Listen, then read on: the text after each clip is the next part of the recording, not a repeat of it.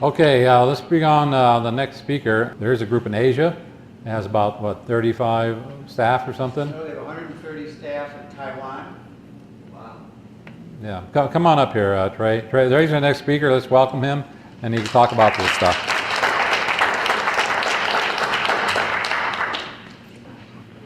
Well, I could tell you a little bit about Helen's group, Helen Chen, quite a remarkable woman.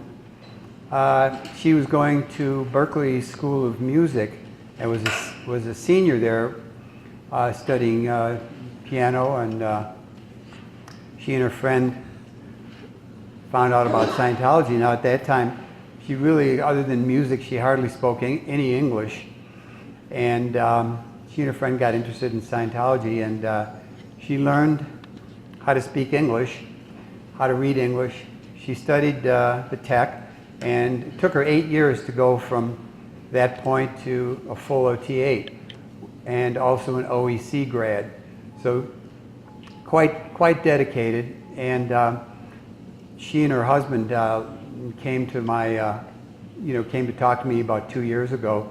Said they were really had enough, because they were like the top FSMs. They were in India. They were always like power FSMs every year. They started every group in Taiwan that exists today.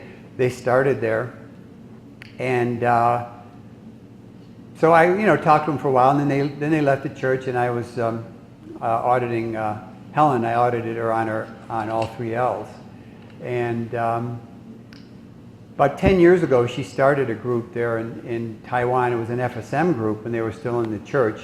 When they decided to leave, she gave everybody a choice. They could stay with her, or they could stay with the church. And at that time, the way she had the whole thing set up was she had her group in Taiwan, and she had a little a house that she owned a couple blocks from the complex there in Los Angeles, because they lived in LA, so they would have 15, 17, 20 people all the time cycling through on course over at the LA Org or Celebrity Center.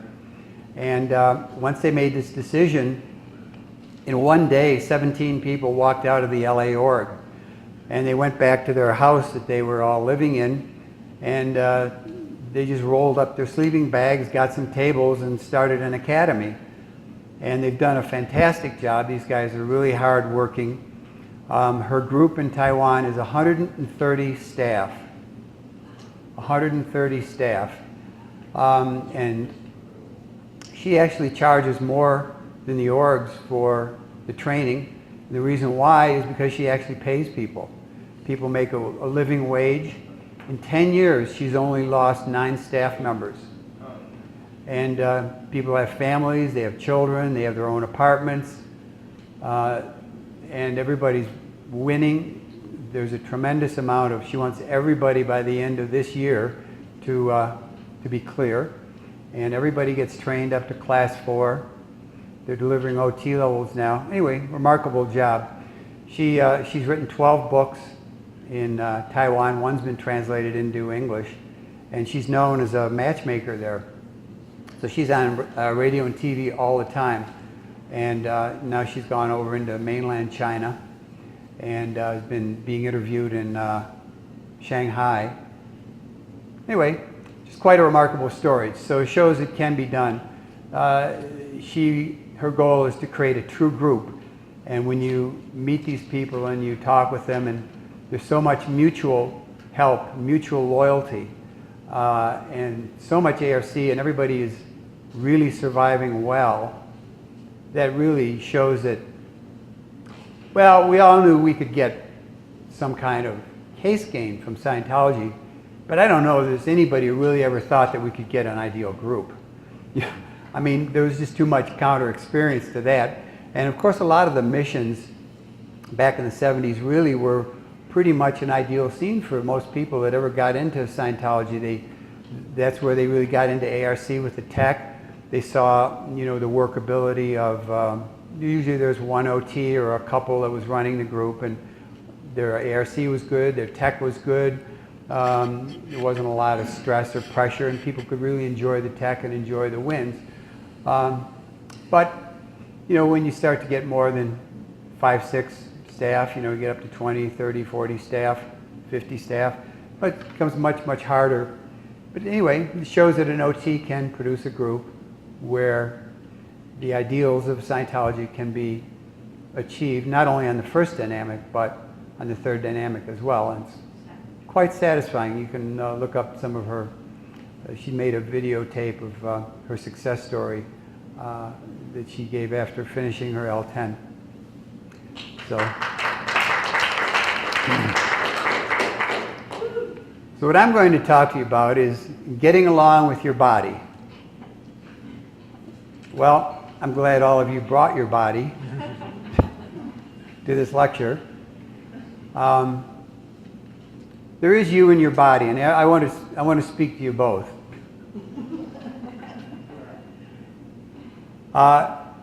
It almost feels like marriage counseling. I mean, it actually is in a way, because whenever you picked up this body, or you picked up your parents and decided you wanted to play that game of having that body and play the game of life, and so on, it was like a marriage, and like any marriage, you're supposed to be, is till death do you part.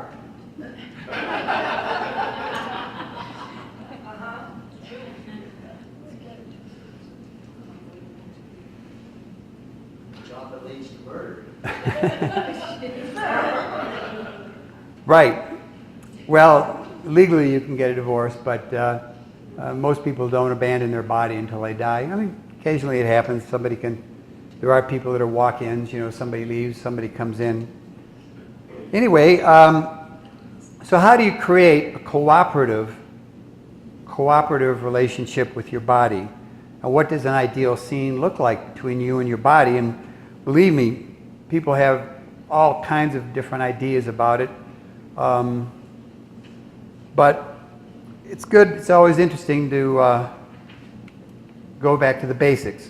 And what is a person? A person is a spirit with a mind occupying a body. And the Thetan is the senior in the relationship. The mind is a control and communication network between the Thetan and the physical world. Now, you've really got several minds that you work with as a Thetan. You've got your own Theta Universe mind, which is your stable datums, your values, your importances, your policies, your fixed ideas, your decisions, the knowledge that you have. That's what you take from lifetime to lifetime. And then the body has a mind. The body's mind is the brain and the nervous system, and the body has an intelligence as well.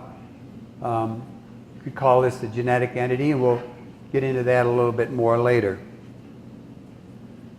The body, of course, is a living organism, and what is the head of a body? What does the body do in this relationship? What do you do? What does the body do? It's an interesting question. If you get that wrong, it creates problems. Okay, and like any good relationship, any good relationship is based on ARC and KRC. If you've looked at any time that you've been happy with a senior or been happy with a junior, you'll find that there was the person controlling you had good ARC. They had some knowledge, they had some responsibility, they were running good control. It's actually pleasurable to be managed in such a way. It's a very rare experience, but it shows it can be done. And as a manager, when you have affinity for who you're managing, and you have knowledge and responsibility, reality, communication, you can have quite a good cooperative relationship, and you can accomplish a lot more together than you can separately. And so that really is the hallmark of a good relationship. So as far as affinity goes, a lot of people don't like their bodies. And it's kind of an out point. The other side of it is, well, does your body like you?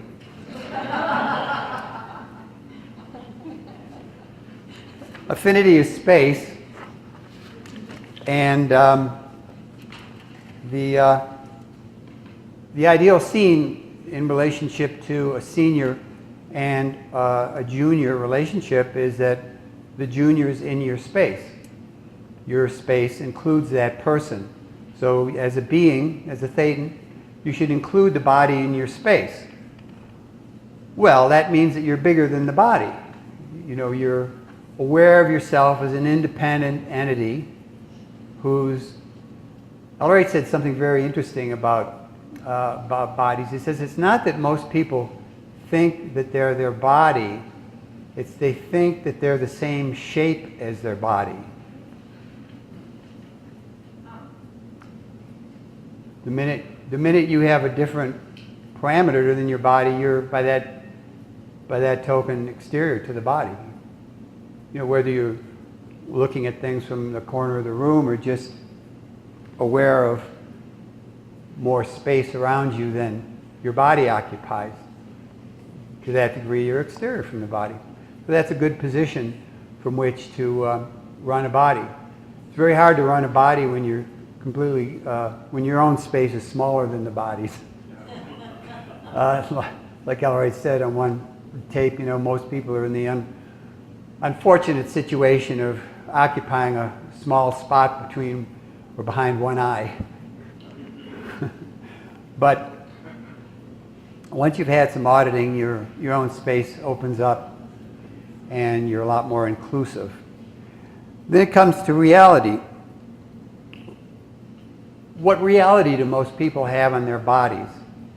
Well, there's a huge gradient there. You could study your entire lifetime, and in fact many lifetimes, and never know everything there is to know about bodies or your body. In fact, discoveries are being made all the time. Doctors that specialize in a particular disease could never, ever read everything that's published. They would have to be reading 7 or 8 hours a day, every day of the week, just to keep up with the papers and things that are being published about their particular field. So nobody can ever know everything there is to know about a body, but what do you really need to know? Well, it's like, what do you need to know to manage anything, really? You have to know what your own purposes are. You have to understand something about the purposes of what you're trying to manage, and you try to work out something that's compatible. The trick in any relationship is being true to yourself and being responsible to the other. Whether that's your relationship with your body or your relationship with a coworker or your relationship with a group. If you can be true to yourself and responsible to the others, you've pulled it off. You've done a good job, and you could also call that pandeterminism. So the ideal scene with regards to bodies is pandeterminism.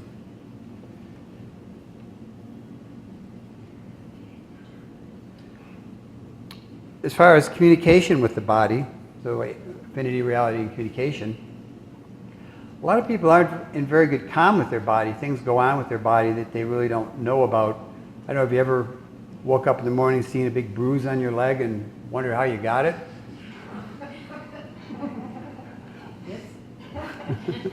All the parts, let me tell you. Yeah. People are confused about it, and I remember auditing a girl one time on hellos and okays on body parts, and she gave me a couple body parts that were bothering her, and we did hellos, okays on her liver. She had an ICP on it, and I said, okay, well, we're going to take up the kidney next, your left kidney. She says, well, shouldn't we do it on my other liver?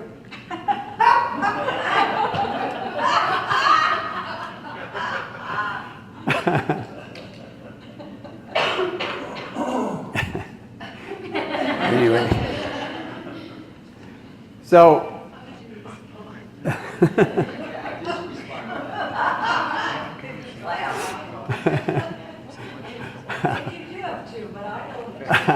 I just gave her an R factor. We've covered it already.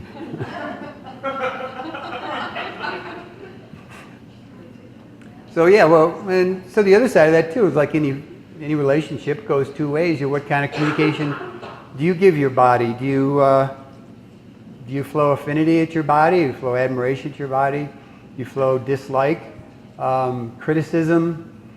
You know, how do you feel when somebody's flowing dislike and criticism at you? Well, body has feelings too.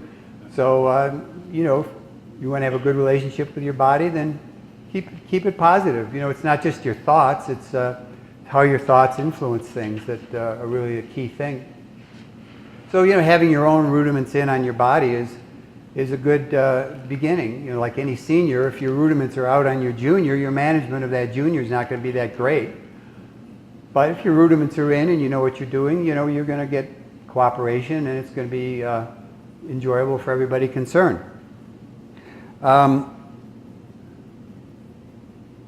You and the body have different purposes and different values and different importances, but there are certainly certain common things. You know, the higher degree of ethics and resides in you as a being, higher awareness of other dynamics. Bodies are mostly aware of their own immediate survival and their own immediate physical connections.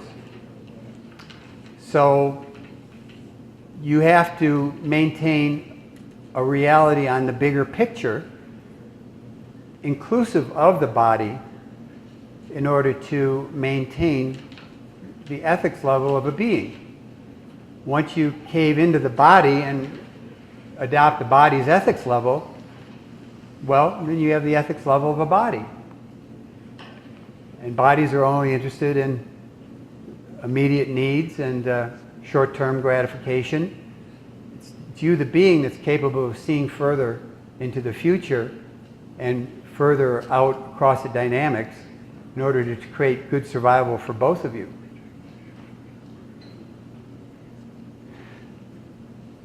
Yeah, a body, really, LRH talks about it as being an amplifier. Like a radio station, the radio waves are in the air. You tune into a station and it comes in clear, and you can turn up the volume. Well, if you're just out there looking at the environment, I don't know, if you're very perceptive, you can pick up radio waves, but you don't really hear much. Most people. Anyway, a body is tuned to the wavelength of the physical universe and the kind of perceptions that are common to everybody. And its purpose is to amplify those perceptions so that you can perceive them more clearly or more solidly as a being. You know, your ears, for example, amplify sound waves. If you didn't have this cup around your ear, you wouldn't hear things quite as well. And the eyes concentrate the visual perception. Visual wavelengths, there's lots of other wavelengths around that you don't see. So that's the purpose of a body. And one of the reasons why Thetans get dependent upon those bodies is that they're dependent upon that amplification. They're not used to perceiving things exteriorly, and things look different when you're exterior than when you're in a body with the amplification of the body. So, part of growing as an OT is getting more confidence in your own ability to perceive independently of the body and to broaden out your perception and perspective of things. But really what you need to know to be a good manager is just the basics. Because you're never, ever, ever, ever going to be as good at being a body as your body is at being a body. You can never, ever outthink your body. If you had to do all the things that your body does thousands of times every second, you could never do it. What if you had to think every time you breathed in or breathed out, or every time the temperature changed and you had to change the temperature of your body, or every time you ate food and you had to digest and route things around and balance the pH and keep your body upright and et cetera, et cetera, et cetera. Your body does a very good job of being a body. So your hat is never going to be being a body. You can't do it. You couldn't do it. But the body can do it. Really the brilliance of the holistic field is that things like homeopathy, nutrition, and so on help the body wear its hat and do its job. It gives the body the raw materials it needs to function. And it doesn't try to bypass the body by handling things with a drug or something else. So you're marshaling and creating a cooperative relationship, and you're marshaling the body's own healing forces and the body's own vitality in order to do what it knows how to do. Your body knows how to be sick. Your body knows how to get over being sick. The body just raises the temperature until the immune system is revved up to the point where everything's blown out of the body. So, if you bypass the body and start reducing your fevers and so on and doing things, you're just counteracting what the body knows how to do in order to get rid of an infection. So, the basic things that any body needs is enough sleep, motion, exercise, good food, water. Pretty short list. What the body doesn't need is poison.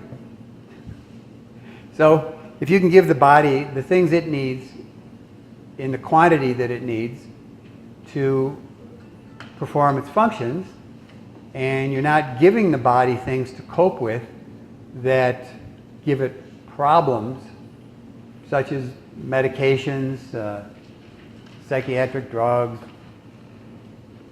cigarettes, too much alcohol, it's a long list.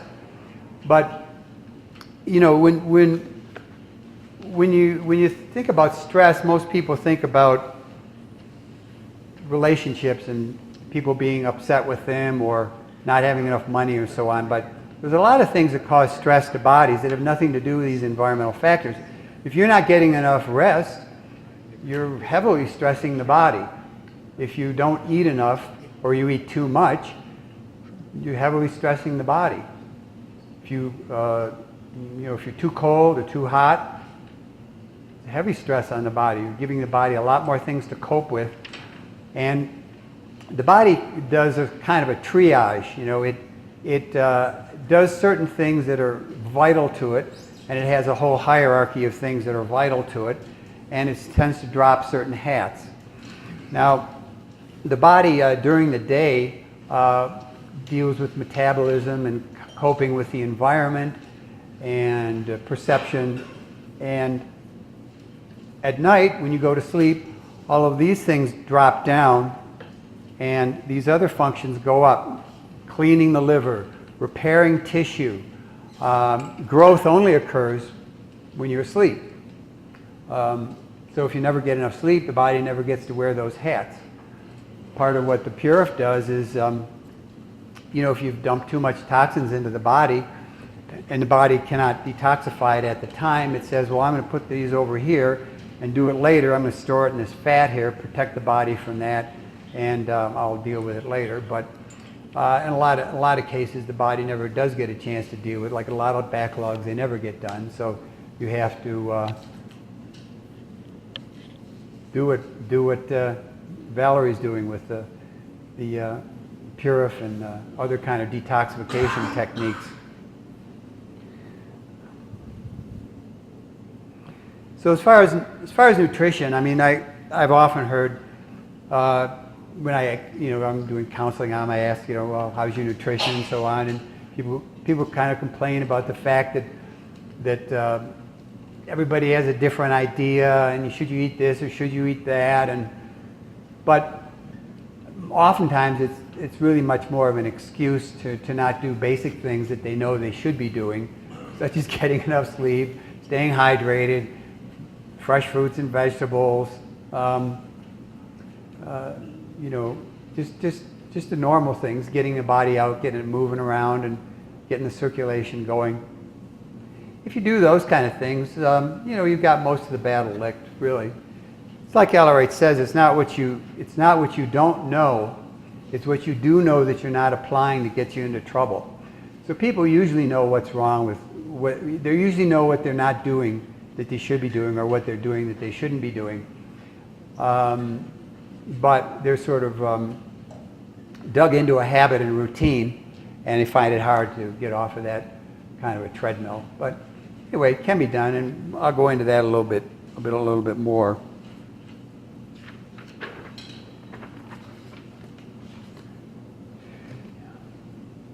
Now, when an embryo is fertilized, the first thing that forms is called a neural tube, and that's the first thing that's visible in an embryo. And very quickly, that splits into two things. The top part becomes the brain and the nervous system, and the bottom part becomes the alimentary canal from top to bottom. It's actually the kidneys of the brain first. No, it's actually the heart first. Well, I'm saying something different. The neural tube divides up, and whatever the sequence is, the top becomes the nervous system, and the bottom becomes the alimentary canal. Now, these are formed in certain sequences and so on, as Kathy was saying. But the point I was making there is just that the body has two central intelligences. Back in the early chiropractic days, they used to talk about innate intelligence. And a lot of the holistic guys still talk about that, innate intelligence. And I remember getting an adjustment one time from a guy who was an early Palmer graduate. And he did this thing, he called it hole-in-one, where he adjusted the atlas. He just put me on a board on the side. He just went whack like that. And it was like, whoa, that was kind of a shock. But it felt much better. I said, so you don't really control what you do. You just whack it, right? And he says, yeah, that's right. He says, I start it. The body stops it. That's innate intelligence. Okay, I thought that was a pretty interesting demo.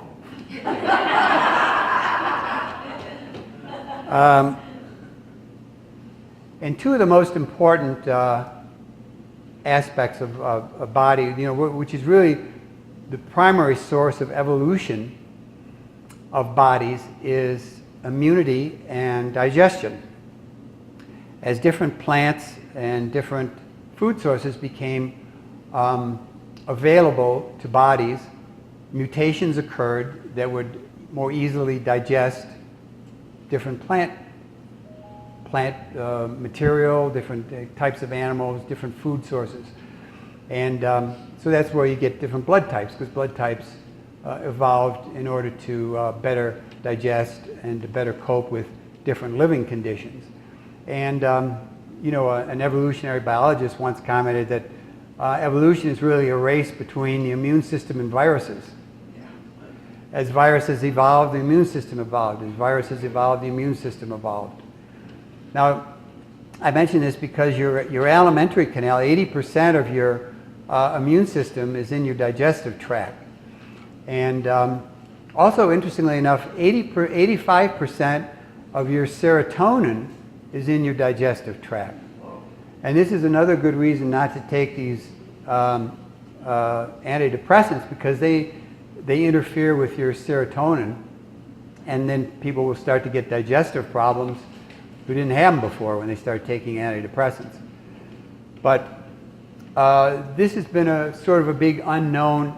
This whole digestive tract has really only gotten a lot of serious study in recent decades, and they just finished a big project where they analyzed several hundred different types of bacteria that the body has, and which are essential for digestion, essential for immunity, and it's quite an amazing ecosystem, which has been screwed up a lot by antibiotics and other things which distort those areas there.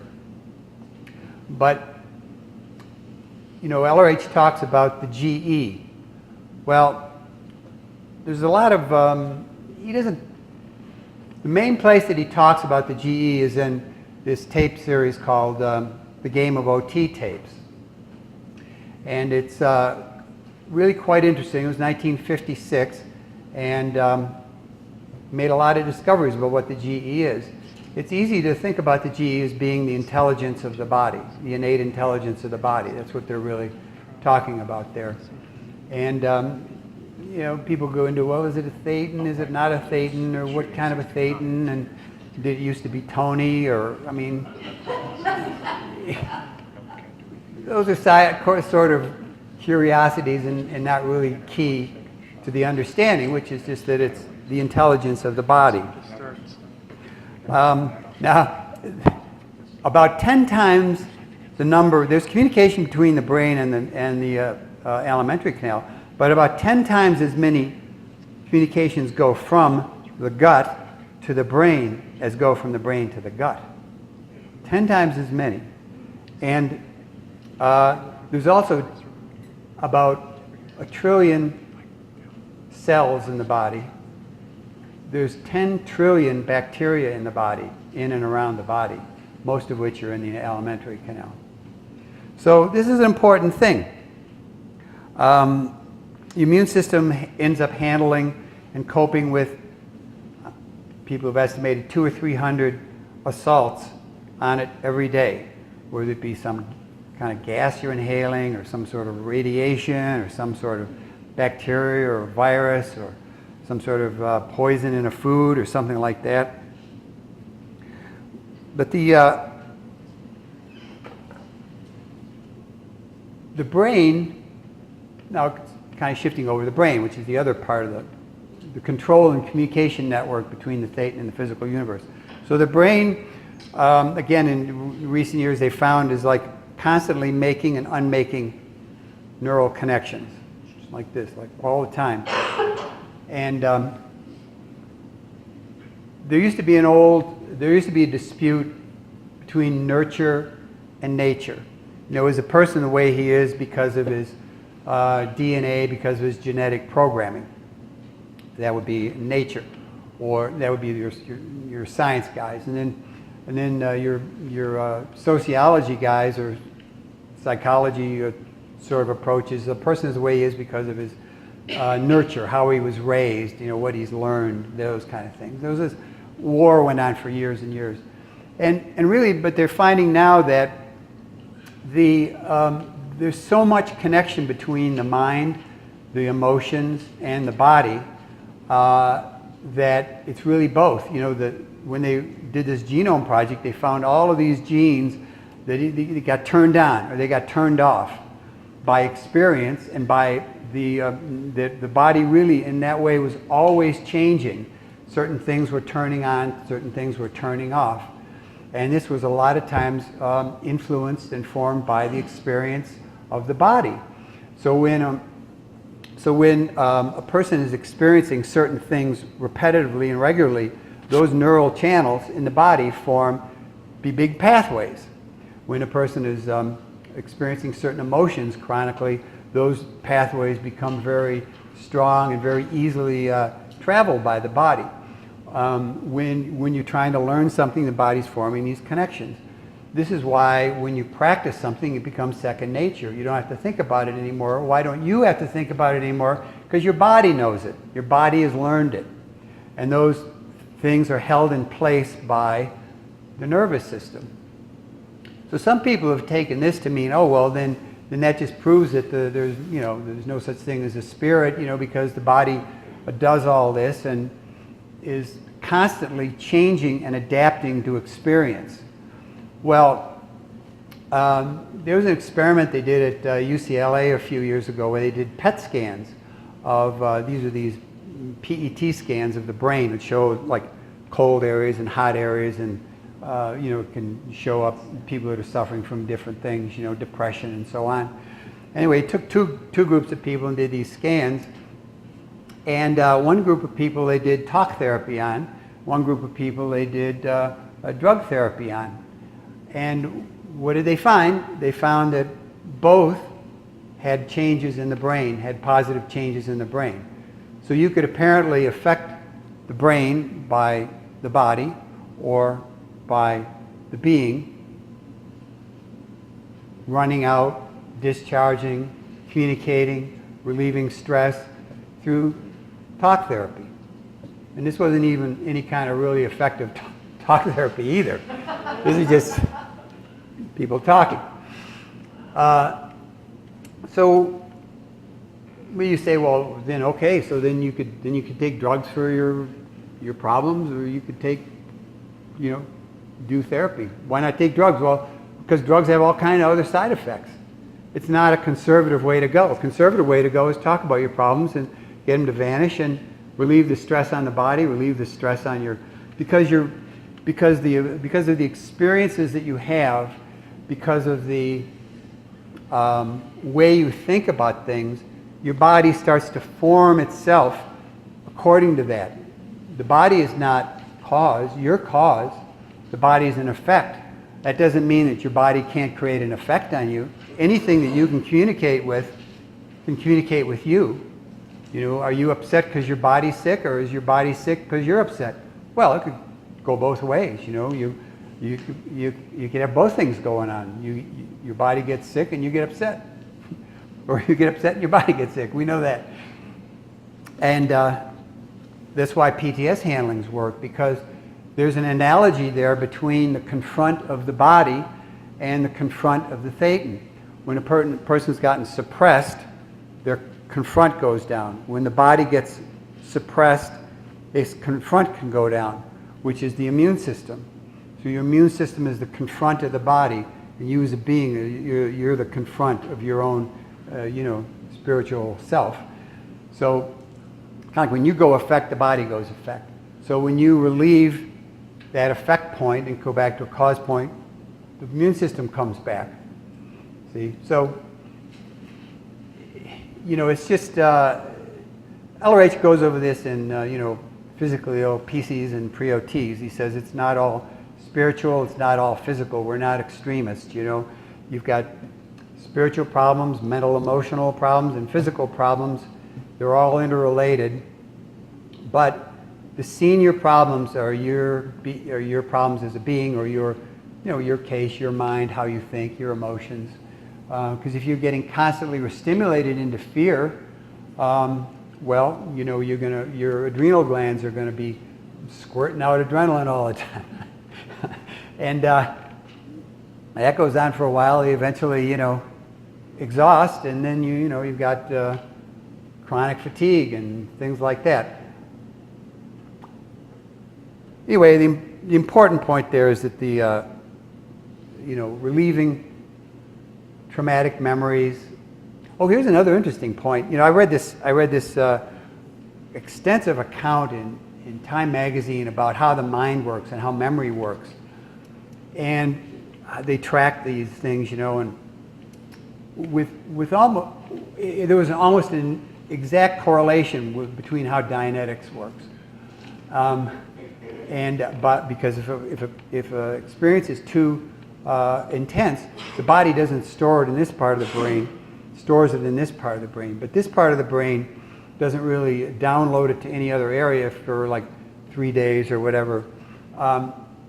And if an experience is too traumatic, there's too much stress hormones being delivered into the body, these memories aren't recorded in the adrenal cortex, the sane part of your mind, supposedly. But anyway, there's a whole metaphor. It's almost the same. It's almost identical to Dianetics. You'd read it, and you think, wow, they're really talking about Dianetics if you change the words.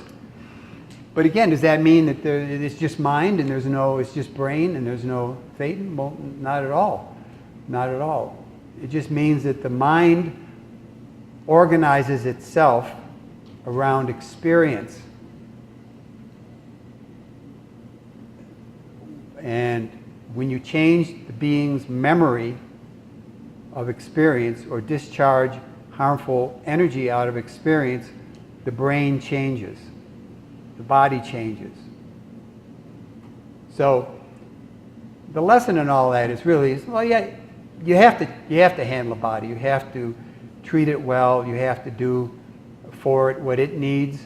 But you have to handle your case. You can't do it with one leg of the triangle.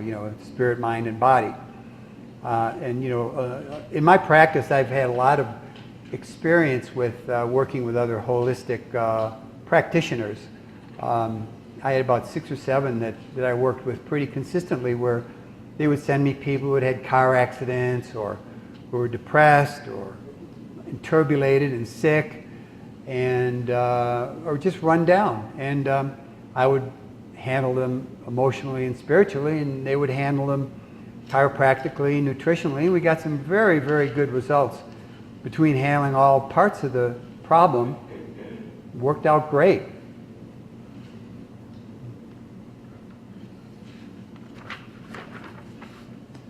takes a team to save a person. Right. Well, so anyway, we were talking basically about affinity, reality, communication, and knowledge, responsibility, and control. Now, responsibility has a lot to do with what condition you're in relationship to the body. A power condition or a high condition would be a high level of responsibility. So it's kind of like the subject is being responsible for a body. Now, when you say that, people think of their own body, but what about when you were a kid and you wanted a pet dog, and you said, oh yeah, I'll take care of it, I'll feed it, I'll walk it, I'll clean up after it, and who ended up taking care of it? Your mom, So you were not responsible for a body. And being responsible for your own body really has to do with applying the conditions. The bottom 3 conditions all have to do with beingness. Find out where you are, find out that you are, find out who you really are. Well, where you are in relationship to the body, it's important to have an independent position in relationship to the body, best to manage a body from a point that's independent of the body, not in the body or being the body. It's like driving a car with the steering wheel up like that. It's hard to do. That you are, that you exist, that you are a spiritual being who basically is senior to and able to control a body. That's finding out that you are. And who you really are, well, you're the one in charge. You're the one that's supposed to keep things on track, keep things going well. And then in doubt, well, what is a person's doubt about their body? It's kind of like, you can go into a doubt on different things. Do you really want this body? Do you really think it's important to take care of it? You can go into doubt on those things, which is just, you have to come up through that to where you have confidence and certainty in your own ability to maintain ARC and KRC for your own body. And then you can confront the liabilities there. Now, truthfully, yes, sometimes the body is a liability to you, but more often you're more of a liability to the body, in that, a lot of the chronic problems of the body are really self-generated. Not always, but a lot of times. I remember being down in Clearwater and going to the early bird special at the restaurant, and there was a whole long line of elderly people waiting for the restaurant to open. And I went, wow, the nutritional sins of a lifetime right there. So, like with anything, it's not necessarily what you do once in a while, it's what you're doing every day that really is a problem. But liability has to do with trust and confidence and faith. A person who's in liability is taking on the color of an enemy because they're doing or continuing to do something that's against the best interests of the group. So, if you have a habit or routine that's non-survival, and you're kind of a liability to the body.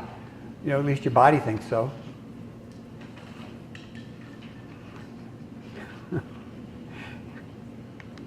if you're ever away and your bodies get together with other bodies, you should hear what they say about you.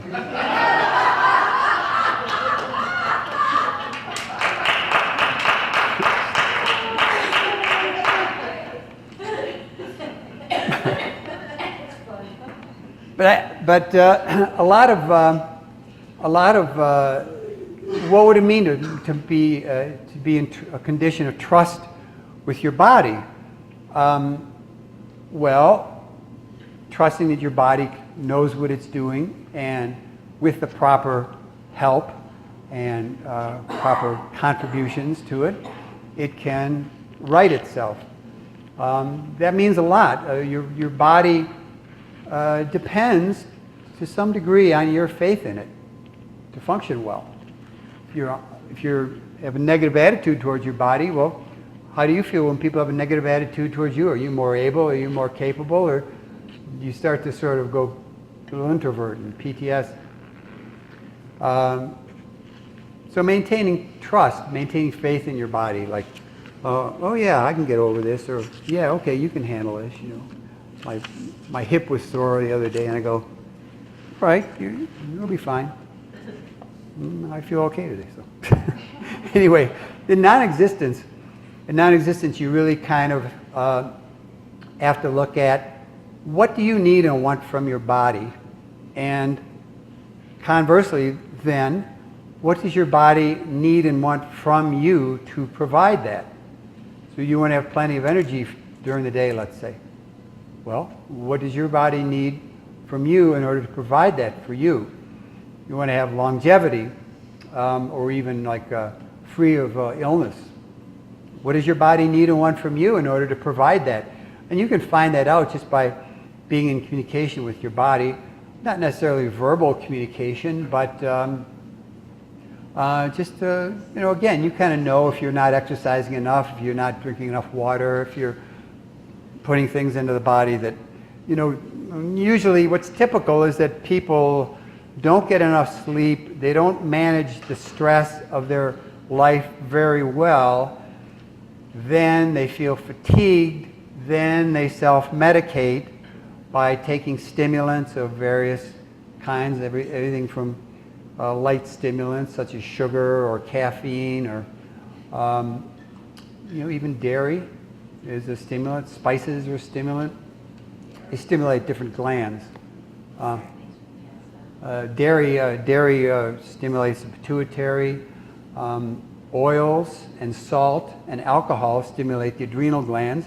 People who go for those things are trying to self-medicate. They're trying to stimulate their that particular energy-producing gland. The thyroid is stimulated by caffeine and sugar, and in women, the ovaries, for example, are stimulated by spices. So, you know, kind of like, well, what do you guys go for? You know, what do you go for? You go for the ice cream, the dairy. You know, it means your pituitary gland needs some help, some support. Anyway, there's a lot of data on that. You don't need to know all of it. There's plenty of very good nutritional people around who can kind of do an analysis and see, well, what does your body need to get back into a normal condition? But your job in non-existence is to do the basic things that you need to do every day. In danger, like I said before, you've got your habits and routines, and life being mostly about routine and habit, at least it is with most people. You know, you've either got good habits or bad habits. And, you know, in a danger condition, the difference between a danger condition and an emergency condition, in danger you're doing something you're not supposed to be doing. That's undermining your survival. In emergency, you're doing it, but not enough.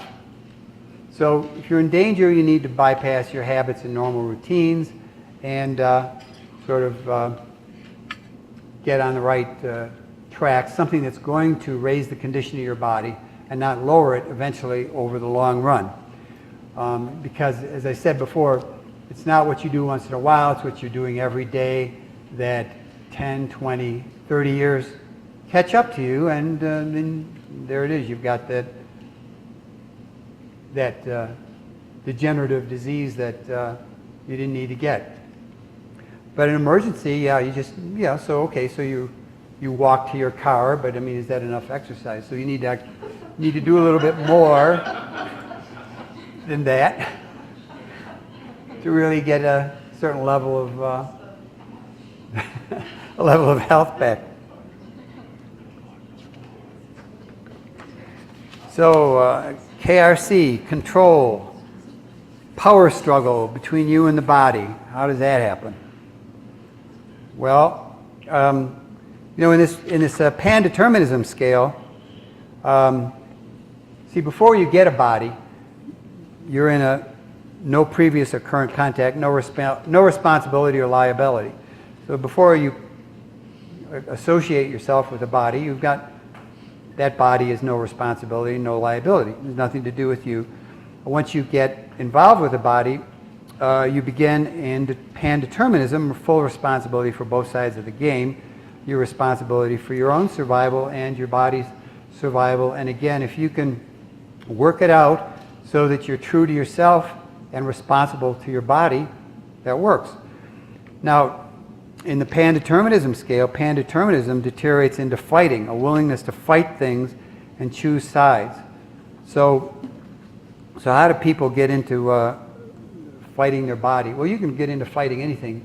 A lot of people are fighting their mind. They're thinking things. They don't want to think, and they can't think of things. They do want to think of them, and and stop thinking of this, and I can't remember. They're just fighting their own mind, fighting their body. Now, your body, and I'll get into this a little bit more. This has to do more with the GE, but your body can be working at cross purposes with you. You're trying to keep certain sensible discipline on the body, and the body wants to go hog wild with something.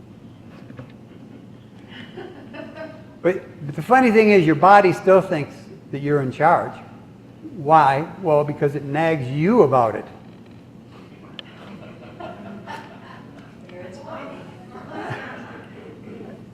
Sometimes having a body is like having a small child. It's like you keep tugging at your. I want an ice cream cone. I want an ice cream cone. So a bad parent just gives in,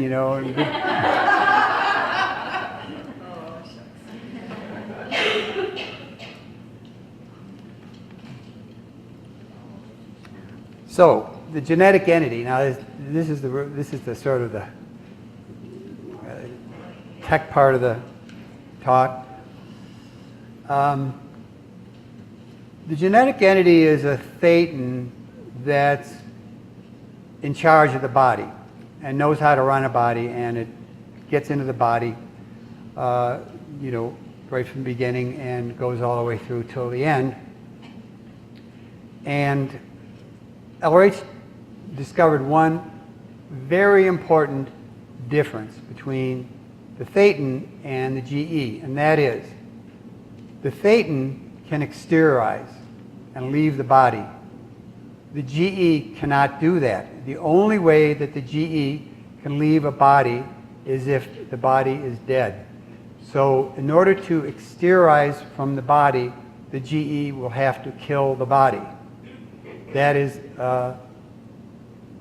an aberrated or interbulated genetic entity will start to unmock the body. How does the body get sick? Well, the body knows how to get sick. How does the body develop tumors? Well, the body knows how to do that. It obviously it's done it, so it knows how to do that. What's the body trying to do? Well, like with anything, it's better to look at well, what is the benefit to the person creating that thing? That gives you more answers than why are they so stupid in doing that? Because they're doing it because it's the right thing to do. Like the motto of Dianetics, whatever I'm doing is the right thing to do. According to the way I think about it is the other part of that sentence. But whatever I'm doing is the right thing to do. You're never really wrong. It's only your thinking that's wrong. Well, how does the GE get so interbulated that the only way it can escape is by dying, by killing the body and exteriorizing that way? So that was the key thing that caused LRH to go off and discover how do you handle this. So the things that can aberrate a GE are, well, any kind of intense stress, like abuse, physical abuse, sexual abuse, drugs, alcohol, a big shocking experience, which gives you a big shock of hormones, any kind of shock, electric shock. And what does that do?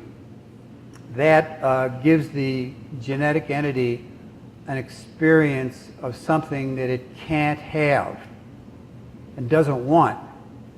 And the aberration on any subject is you can't have it or you have to have it. You don't want it, you have to have it, or you do want it and you can't have it. You can't have an enforced have. And the ideal scene on any subject is you can have it or not have it. But the GE gets into a frame of mind where it isn't in that frame of mind where it can have it or not have it, whatever it is. And this is a gradient between mild and severe. You say, well, why is it that people that are physically or sexually abused end up visiting violence and sexual abuse on others? Well, because they didn't want it. That's why. So they end up dramatizing. They can't have it, so they dramatize it. The body dramatizes it. So, there's a lot of ways of looking at this, and LRH talks about that. But, what's an allergy? An allergy is something that the body can't have. It doesn't want it, can't have it. Maybe it could tolerate it, but it doesn't. Body cravings are like that. What does a body crave? Well, let's say body craves sugar. What is the body really craving? Well, it could be craving the sensation. It could also be craving energy. The body tends to, what does it mean to be run down? It means that the genetic entity doesn't have enough energy to fulfill its functions and starts to get desperate for energy. So you get cravings for things that cause energy or create energy in the body. And the most important discovery of LRH on this subject was that when a body craves something, the body will never, ever be satisfied with the physical form of that thing. An alcoholic will never get over his craving for alcohol by drinking alcohol. It will never happen. But what will resolve that is to create mock-ups of the thing and shove them into the body, into the solar plexus, into your gut. And that does, in fact, well, it repairs the havingness. It's called body havingness. So if a body can't have something, you create a mock-up, a little bit of it, feed it to the body. Create a mock-up, feed it to the body. Create a mock-up. Body calms down. Body can accept it, can tolerate it, doesn't react against it. If a body is craving something and must have it, create a mock-up of it, shove it in the body. Create a mock-up of it, shove it in the body. This could be anything. I mean, there's a lot of things that people are addicted to besides, sugar, caffeine, and alcohol. People are addicted to violence, They're addicted to discomfort. They're addicted to speed, They're addicted to adrenaline. They're addicted to sex. They're addicted to shopping, which is a lock on hunter-gatherer, right? There you go.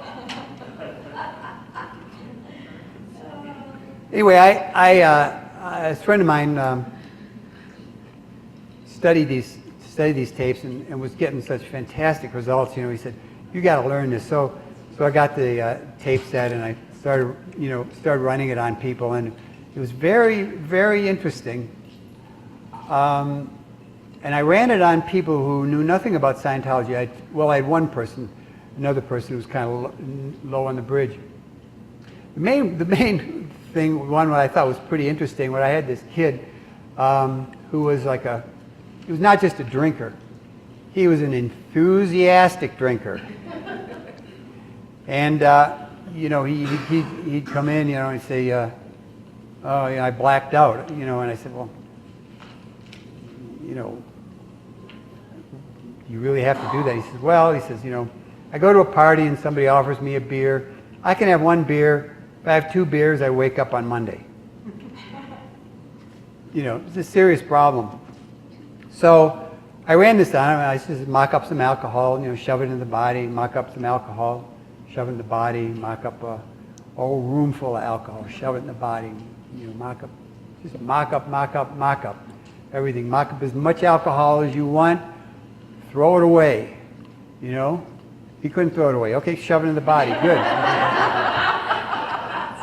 Mock up a whole room full of alcohol. Can you throw any of it away? I can throw a bottle away. Threw a bottle away. Okay, replace it very quickly. If you replaced it, shove the rest into the body. So we kept doing this. We only ran it for about 45, 50 minutes, and this was right in mid-December. And then I didn't see him for about a month. And he came in, and I was very curious what had happened. And I didn't really want to ask him about it because he had some other stuff on his mind, And he started talking about these other things that had happened, and this and that and the other, And he looked down and he said, by the way, I have no idea what you ran on me last session, but I went to a New Year's party, and I was all ready to get my drink on. And he says, somebody gave me a drink, I had half of it, and I didn't want it anymore.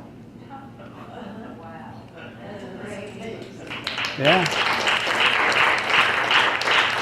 So it works, and I ordered a girl. This was a first session, brand new thing. She wanted to quit smoking, So I had her mock up cigarettes and shove it in the body. So she mocked up an ashtray full of cigarettes, shoved it in the body. I said, well, did it disappear? She said, well, the cigarettes did, but the ashtray's sitting there. I said, well, take it out and throw it away. So she wasn't addicted to ashtrays. So anyway, so we did this for a while, and she said that she was a 2-pack a day, 20 cigarettes a day, a girl, and she said that for about 4 or 5 days after that, she only wanted 2 cigarettes. She didn't want any more. She just had 2 cigarettes, and that was it. She said, then I started getting a lot of stress at work, and then I went back, and I'm back smoking again. So, so I think it needs to be done more than once and repetitively, but I think you could really, and a lot of people, see what happened with LRH on this is that he did all this line of research all the way from 53 up to 56, which is really the culmination of how do you audit a GE. You don't audit a GE the way you audit a theta. You audit a GE by creating mock-ups and feeding them to the body. It's called body havingness or remedy or repair of havingness. The remedy of havingness is if there's a scarcity and you feed it to the body till the scarcity is handled. And repair of havingness is you could have it or not have it. So if you could easily shove it in the body, throw it away, shove it, throw it away, shove it in the body, throw it away. Easily do that, and I do it on the meter, so it's FNing. Then you've repaired the body havingness. And there's an interesting havingness process on there too. It says if the body starts getting upset or turbulated, you look around here and find something the body could have. So there's a body havingness process that you run on the body. Look around here and find something your body could have. Anyway, so I think that's a very underused technique. Right after 56, LRH said, well, we're not going to audit the GE anymore. It's too important to go to OT. We want to go directly for OT. We're not going to audit the body anymore. And so that whole line of research was abandoned, and it was really never used again. A few people have, myself and a few others have kind of dug it out and started applying it. And it's understandable. LRH wanted to, he said, it's more important to create OTs than to create, healthy bodies. But the other side of that is an awful lot of people have gone up the bridge and they still are subjected to body cravings. And this is a very easy way to resolve some of that. one of the curiosities I had, with all these holistic guys that were on my lines, they did a lot of testing, leg length, muscle testing, different kinds of. I said, you've tested a bunch of Scientologists of all case levels, from OTA to, of course, people who never had any auditing. Did they test any different? And they all said no, they don't test at all any differently. Bodies always test exactly the same. But there is a big difference because people, the higher they are on the bridge, the more easily they get well, the more easily they recover, the shorter time it takes, the less work it is. So I think that's a pretty good statement of the relationship there. And, Trey, yeah. Just what I found with my own body, okay? And I've done Chinese medicine acupuncture for years, so, I'm 30 years in my practice. But what I found with my own body is that the more aware I become, okay, the more OT awareness I have, or I gain. It's not a matter of, you can heal, but faster. It's a matter of you can spot the actual out point and then go right there and heal. Yeah, well, that's the ARC, the awareness, the ability to communicate, to have reality on what's going on. The less case, confusion is in the way, the better off you are. So the ideal scene is that you're not trying to bypass your body and wear the hat of the body. Your body is not trying to bypass you and demand things that really aren't good for it or you. You can get along very nicely. You can have a cooperative relationship. You can both benefit from your relationship and play the game that you came here to play with the partners that you've created, both intimately as a body and your family and your friends. You can play the game of mutual help and mutual survival. Thought I would take any questions if there are any. Trey, do you have any book that you might recommend for us to understand more about some of the things that you've talked about if your adrenals are exhausted and I forgot what you said. Yeah, well, there was several doctors that